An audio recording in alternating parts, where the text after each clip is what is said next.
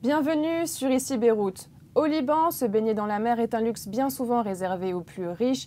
Voilà plusieurs années que la privatisation des côtes suscite des préoccupations croissantes. Elles sont environnementales mais aussi identitaires car la mer a toujours joué un rôle important dans la vie des Libanais, nourrissant le lien social et les traditions.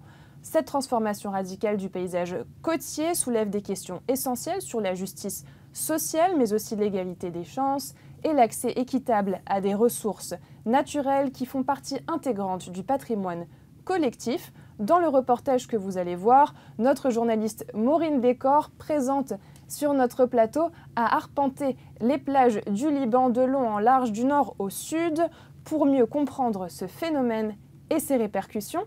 Présente également avec nous Mona Fawaz, professeure d'études et de planification urbaine à l'Université américaine de Beyrouth. Bonjour à toutes les deux. Bonjour. Merci d'être avec nous et merci à vous de suivre cette émission. Tout de suite, la côte libanaise ou la violation de l'espace public. Un reportage signé Maureen Décor. On se retrouve juste après, regardez. Sur le bassin oriental de la Méditerranée, le Liban se distingue par son littoral qui s'étend du sud au nord du pays. Mais aujourd'hui, 80% de la côte est privatisée, laissant aux Libanais l'accès gratuit à 40 km sur les 220 existants. La plage, c'est sacré. Ça m'a permis de surmonter les 4 dernières années qui étaient très difficiles au Liban. C'était utile pour notre santé mentale. Et comme il y a beaucoup de gens qui souffrent économiquement aujourd'hui, c'est vital d'avoir une plage publique. 4 juin 2023, des activistes et citoyens venus des 4 coins du pays entament une marche de protestation de Thoum jusqu'à Kfarabida dans la région de Batroun. Ils s'indignent face aux privatisations de leurs côtes et réclament la restitution du littoral comme espace public. Arrêt à Thoum, devant les chalets en construction de Georges Yazbek. C'est notre devoir en tant que citoyens de protéger le peu de territoire libanais qui appartient à tout le monde. C'était même pas une plage, c'est un bout de terrain qui est censé être au peuple. Ça s'explique par un seul mot qui est universel, c'est corruption. On représente toutes les franges de la population. On va se battre pour défendre les biens du peuple libanais. Une situation récurrente et symptomatique de la société libanaise régie par la corruption et les passe-droits. Dans ce pays, c'est qui on connaît, quel ministre, quel même juge ou maire de la ville. C'est là qu'on peut faire tout ce qu'on veut. Mais je suis en colère par rapport à tout ce qui se passe dans ce pays et que le droit minime qu'on puisse aller nager, les familles, le peuple ne peuvent pas faire ça. À Abou Ali, les habitants ont été alertés par une construction en béton illégale qui occupait la moitié de leur plage. Quelques jours après les mobilisations, la destruction du bâtiment est ordonnée par le ministre des Transports et des Travaux publics. Une belle victoire pour les citoyens et les ONG qui déclenche un effet domino. Quelques jours plus tard, des violations à Damour et Naoura sont dénoncées. Grâce à la pression médiatique et sur les réseaux sociaux, les citoyens obtiennent l'arrêt des travaux. Can you imagine? I live in the sea. I can't access the sea. I can't see the sea. En 2013, l'ONG Nahnu, qui œuvre pour la restauration des espaces publics, se lance dans une croisade contre les privatisations massives de la côte. En 2021, Nahnu est rejoint par d'autres ONG avec lesquelles elle forme une coalition et lance la campagne « La côte pour tous ». Publication d'une carte des violations, réalisation d'études statistiques, projet d'amendement de loi, discussion publique, mobilisation. Une grande énergie est déployée pour redonner aux citoyens leurs biens publics. The militia in the war, civil war, put their hand on part of the cost. And of course, the militia after the war, after the Ta'if agreement, they became the decision makers. Now we have the legalized violation. We call it legalized because the people who are in power, they are doing decrees for themselves to be able to build. L'un des principaux arguments des propriétaires est le gain économique et la création d'emplois générés par les plages privées. Un argument qui rencontre du succès en temps de crise et qui pourtant n'est pas difficile à remettre en cause. When you build in a long term, you are losing everything. When you destroy all the natural scene and the view and the beauty, then why the tourists will come? For what?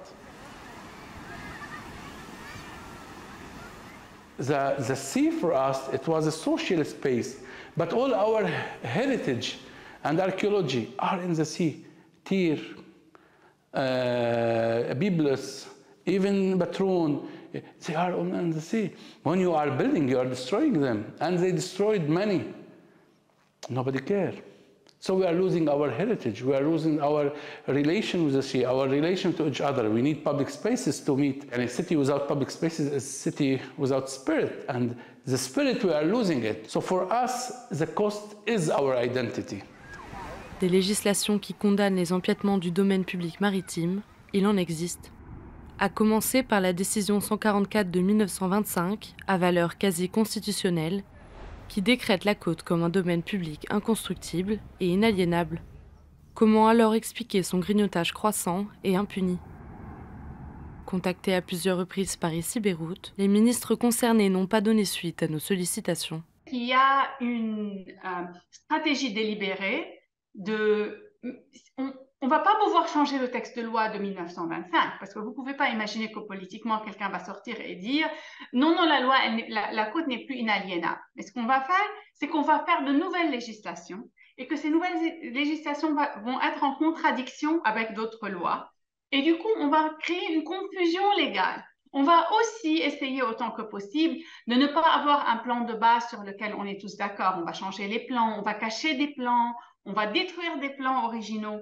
Et du coup, ce qu'on trouve, c'est qu'il y a une grosse confusion et qu'on ne sait pas très bien qu'est-ce qui va être en vigueur et qu'on a tout le temps besoin d'aller repartir sur la cour de haute instance, la Shura. Et du coup, on peut faire des pressions politiques là-bas ou simplement ne pas prendre de décision. Dans les cas récents, les permis de construire avaient été délivrés par les municipalités sans respecter le protocole du décret 86-33 qui impose une évaluation préalable des impacts écologiques. Une situation qui témoigne d'un dysfonctionnement institutionnel. Diagnostiquer aujourd'hui, en 2023, le problème institutionnel comme étant celui de les institutions ne coordinent pas entre elles est assez, honnêtement, assez naïf. Nous sommes dans une situation où l'État est en train de se désintégrer, où les institutions publiques n'ont plus de contrôle sur les territoires et qu'on voit de plus en plus des gens qui ont de l'influence contrôler les territoires à travers même la violence. Avec sa silhouette qui rappelle son passé insulaire, Tyr a su conserver la quasi-intégralité de son littoral public, une exception au Liban. Cette ville de pêcheurs abrite la plus longue côte sableuse du pays, 3,8 km, protégée par une réserve naturelle. نحن بناخذ كل سنة إذن من وزارة البيئة لحتى نركب 49 كيوسك أو خيمة وبنعمل على الشط موقف كتير كبير وبصير دخول السيارات على الشط ببدل للبلدية.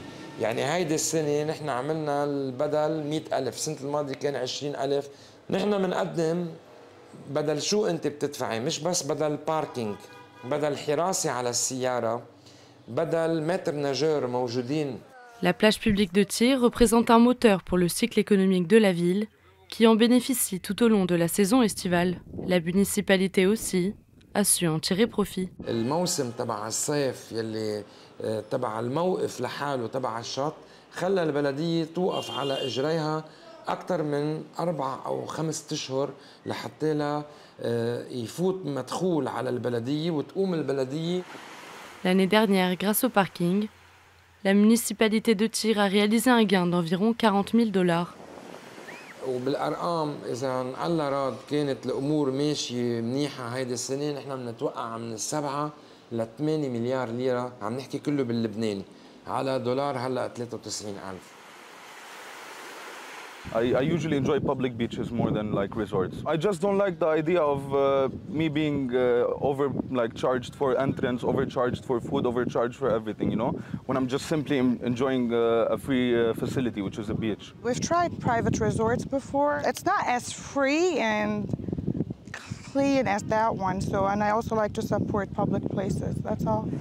La réserve naturelle de Tyr est la seule du Liban à être ouverte au public sans frais.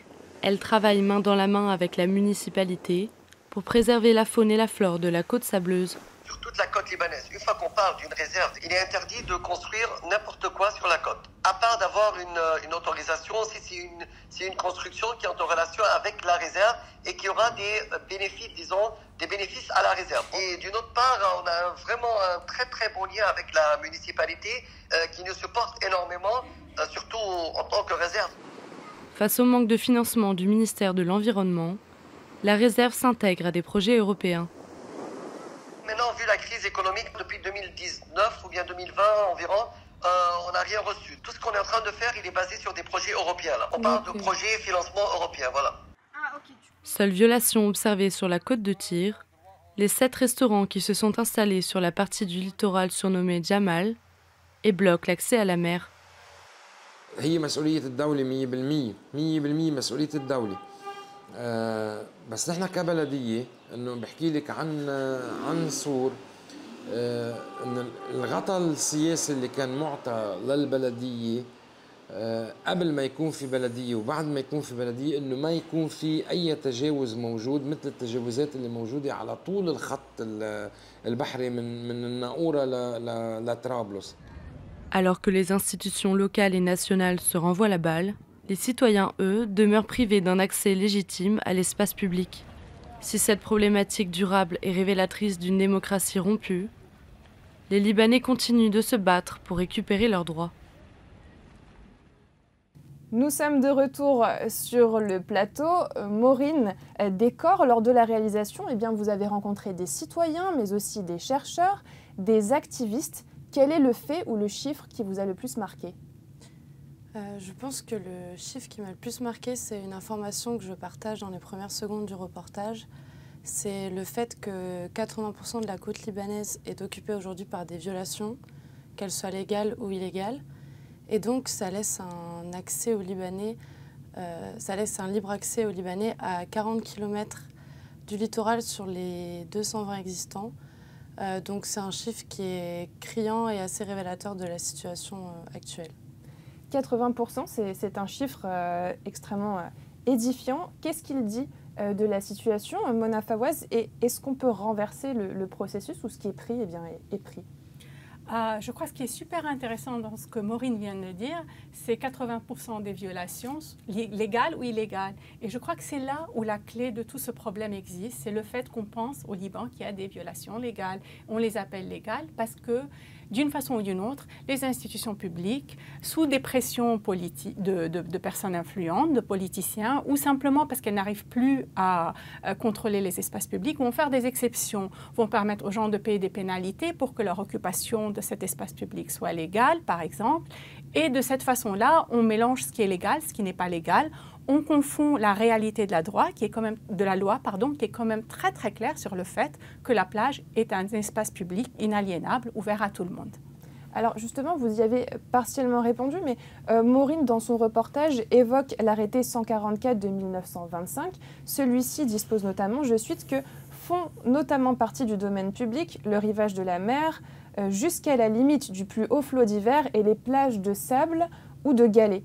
Alors, comment est-ce qu'on explique tout de même qu'il y ait ce phénomène de construction sur des domaines qui, a priori, ne sont pas constructibles? C'est un texte qui est fondateur de l'État libanais. C'est un texte qui avait été édit pendant le mandat français et qui fait partie des textes qui ont initié donc, le territoire libanais et qui a été mis en place avant même d'avoir un registre foncier. Donc, on ne peut pas contester l'importance de cette loi ou le fait que ce soit la loi la plus importante qu'il faut suivre. Par contre, beaucoup de personnes influentes, et ça a commencé immédiatement après le départ des Français, mais ça s'est intensifié beaucoup pendant les années 60 et puis surtout pendant la guerre civile et après, vont utiliser leur influence sur l'État pour pouvoir obtenir soit des exceptions, soit des permis temporaires, soit des lois qui vont être même passées au Parlement, qui vont utiliser des termes confondus comme intérêt public, sans qu'il y ait vraiment un sentiment de ce que c'est que l'intérêt public, ce qui crée des confusions et permet donc d'avoir cette réalité que nous avons aujourd'hui. Il faut quand même dire que beaucoup de ces occupations sont le fait de thugs qui imposent leur pouvoir sur la plage. Elles ne sont quand même pas légales.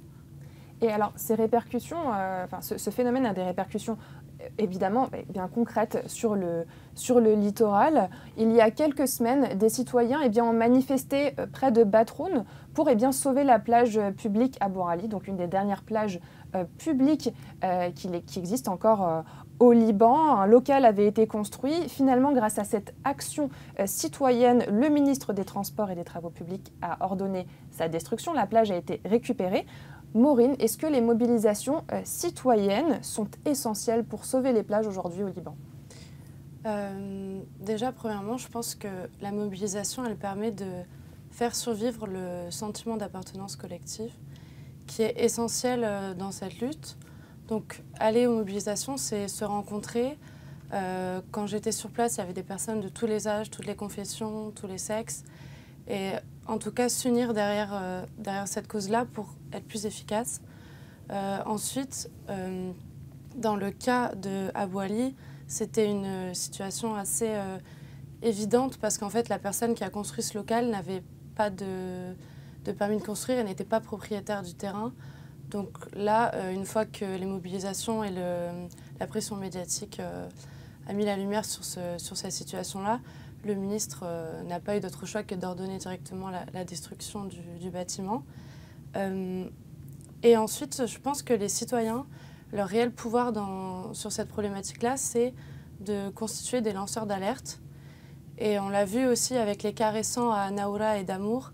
C'est des particuliers qui ont lancé l'alerte, donc ça a permis de mettre la lumière dessus. Et ça a permis aussi de mettre la lumière sur le dysfonctionnement institutionnel et le manque de coopération entre les institutions étatiques et locales. Et donc, ils ont réussi à obtenir un arrêt des travaux. Et ça a permis de mettre la lumière sur le fait que les municipalités accordent des permis de construire sans respecter le protocole 86-33 qui impose en fait une évaluation préalable des impacts écologiques, ce qui n'avait pas été fait à Damour et Naoura et ce qui n'est pas fait aussi dans d'autres endroits. Et donc là, c'est réellement en fait les citoyens, en se mobilisant et en partageant aussi sur les réseaux sociaux, qui ont obtenu l'arrêt des travaux, en tout cas temporaire. Mona Fawaz, justement, pour rebondir un petit peu sur ce que vient de dire Maureen, qu'est-ce que ça dit aujourd'hui de la société libanaise et bien que le changement en ce qui concerne la privatisation des plages ne soit amorcé que par la société civile et les ONG a priori? Oui, c'est quand même assez étonnant et c'est quelque chose qu'il faut célébrer effectivement, ce sentiment d'appartenance, ce sentiment que beaucoup de Libanais ont, qu'il faut protéger la plage, qu'il faut protéger ce bien commun que nous avons tous. Malheureusement, ça ne suffit pas. On l'a vu dans beaucoup d'exemples où des mobilisations très fortes, comme la plage de Ramlet el-Baïda à Beyrouth, n'ont pas pu empêcher des constructions de se faire parce que justement la pression politique sur les décisionnaires était plus forte. Et donc ça ne suffit pas. On peut célébrer cette solidarité sociale, ce sentiment que les Libanais ont, que beaucoup de Libanais ont, mais il faut avoir des décideurs qui protégeraient justement ce bien commun et qui ne seraient pas investis dans autre chose. Je me suis retrouvée en tant que chercheuse, en tant que quelqu'un qui a beaucoup travaillé sur la plage, surtout de Beyrouth, dans beaucoup de décisions où soit le Mohafez, le gouverneur, ou soit le maire, vont me demander de venir dans une réunion où un promoteur veut faire un développement. Et ce qui est étonnant, c'est que dans la tête de ces décisionnaires, il y a souvent cette idée qu'il y a deux parties, la société civile d'un côté, le promoteur de l'autre, et que l'État est un arbitre, ou l'acteur public est un arbitre entre les deux. C'est quand même bizarre, surtout quand on pense qu'en arabe, gouverneur, c'est Mohafez, c'est celui qui protège. Donc, on protège le bien commun. Vous n'êtes pas un arbitre, vous êtes quelqu'un qui est là pour, pour faire la défense de ce public. Ouais. Et donc, je trouve que it's telling, comme on dit en anglais, ça dit beaucoup. Alors, justement, par rapport à ça, Si on revient un petit peu sur les citoyens, quel a été, compte tenu du contexte, le sentiment général que vous avez observé chez les citoyens que vous avez rencontrés? C'est de la colère, c'est de la tristesse, de la révolte? Oui, premièrement, le sentiment premier, c'était la colère, évidemment. La révolte face à la violation ouverte de l'espace public qui est tolérée, voire orchestrée par l'État, par l'administration. Et une colère contre l'impunité envers tous ces propriétaires qui violent les législations en vigueur. Et d'un autre côté, il y avait aussi du désespoir et un ras-le-bol de cette situation qui ne date pas d'aujourd'hui. Et donc, j'ai rencontré des personnes qui m'ont dit « Je sais que cette mobilisation ne va rien amener de concret, mais symboliquement, en tant que citoyen libanais, je veux défendre mes droits. » Et puis, on avait aussi quand même une synergie de groupe et une fierté, en tout cas, de la part des anciens, de voir des enfants se mobiliser pour cette cause-là. Donc voilà, c'était un peu un mélange de tout ça. Oui, c'est vrai que la sensibilisation, même dès le plus jeune âge, est extrêmement importante. Je pense qu'on peut s'accorder là-dessus. Si on se concentre un petit peu sur les autres impacts que ça peut avoir sur les citoyens, les impacts peut-être socio-économiques, Mona Fawaz, quels sont les effets justement de cette privatisation sur les citoyens à ce niveau-là? Je pense aux communautés locales et notamment, par exemple, aux petits entrepreneurs. Absolument, c'est le point qui est essentiel à soulever, surtout maintenant au Liban, parce que nous sommes en pleine crise économique et que nous voyons qu'il y a un petit rebondissement du secteur privé, alors que pour la majorité, il reste un appauvrissement incroyable et une difficulté quotidienne. Donc on se demande quel modèle économique pour le Liban de demain. Et les modèles économiques se traduisent dans comment on va occuper cette plage. Est-ce qu'on va en faire 3 ou 4 resorts qui sont possédés par des personnes influentes au Parlement et qui vont donc pouvoir peut-être employer certains des enfants des quartiers en tant que serveurs? Ou est-ce que nous voulons un modèle redistributif, comme on l'a vu par exemple au sud de la France, où justement plein de petits restaurants bénéficient du fait que plein de gens viennent à la plage? Et ce modèle, nous l'avons à Tyr, il fonctionne bien. Vous l'avez bien montré dans votre reportage. Donc ce n'est pas un modèle qui vient d'ailleurs, c'est un modèle que nous avons et qui peut très bien s'intégrer dans notre quotidien s'il y a une décision, une volonté publique de le faire. Et c'est vraiment là où il faudra voir le changement. Effectivement, on l'a vu à Tyr dans le reportage, Maureen, vous en parliez à Tyr. Donc on rappelle que la plage est publique, notamment parce qu'elle est classée comme réserve naturelle. Elle est donc par définition inconstructible. Et puis la municipalité profite des revenus liés tout simplement au parking et le reste de la plage est en partie occupé par des petits restaurants. Et voilà, les revenus liés au parking permettent aussi de nettoyer la plage et d'entretenir les lieux. Maureen, on parlait de la population, des décideurs politiques. Finalement, comment est-ce qu'on peut les sensibiliser à l'importance de protéger les plages publiques et de préserver l'héritage qu'elles représentent? Quelles sont les solutions qui ont été avancées par les personnes que vous avez rencontrées? Pour les personnalités politiques, je pense qu'ils ont conscience de ce qu'ils font et ce n'est pas tant une question de sensibilisation que de volonté, je pense. Donc de ce côté-là, je ne serais pas à donner de solution. Pour les citoyens, je pense que dans un premier temps, il faut s'informer. Et pour ça, je ne peux que inviter à consulter les publications de l'ONG Narnou, par exemple, qui m'ont beaucoup aidé sur le reportage, qui ont mené des études statistiques, qui ont publié des cartes même des violations, qui ont sondé la population. Donc ça, c'est important. Et puis ensuite, participer publiquement aux mobilisations, aux discussions publiques qui sont organisées par la coalition d'ONG et d'associations sous le nom de La Côte pour tous. Se rencontrer, en tout cas, c'est important. Et surtout, continuer à alerter, à partager sur les réseaux sociaux, parce qu'aujourd'hui, c'est là que se situe le vrai pouvoir des citoyens. Mona Fawaz, vous voulez ajouter quelque chose? Vous voyez un petit peu acquiescer. Je suis tout à fait d'accord qu'il ne faut vraiment pas mettre ça dans un cadre de « ils ne savent pas » ou même qu'il n'y a pas de compétences. Il y a beaucoup de compétences au Liban. Nous avons, au Beirut Urban Lab, donné une étude à la municipalité de Beyrouth qui avait été faite en concertation avec au moins 40 urbanistes pour la réorganisation de la côte de Beyrouth. Et pour pouvoir les convaincre, on n'a même pas fait ce à quoi nous croyons. Là où il y a des terrains privés, nous ne les avons pas complètement interdits de construction, mais nous avons tout réorganisé pour protéger quand même un contenu sur la plage inaliénable. Pourquoi il n'a pas été adopté? Pourquoi il a traîné? Pourquoi on a été à plein de discussions, mais jamais de approval? Parce que il y a des intérêts qui rentrent chez les décisionnaires et qui font que ça s'arrête. Donc il ne faut vraiment pas mettre ça dans le cadre de ne pas savoir ou d'un manque de compétences. Il faut aussi dire que l'espace public, c'est quand même une idée de citoyenneté.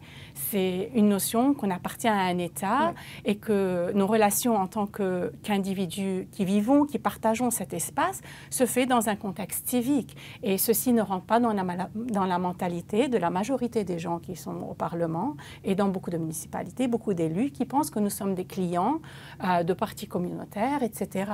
Et dans ce contexte-là, l'espace public fait peur. C'est pour ça que la plage, mais aussi plein d'autres espaces publics dont l'exécution a été résistée de cette entrée-là où nous ne voulons pas d'espace public et où même certains décideurs sont prêts à semer la peur. Les espaces publics, ça ramène la prostitution, ça ramène la drogue, ça va faire mal aux résidents.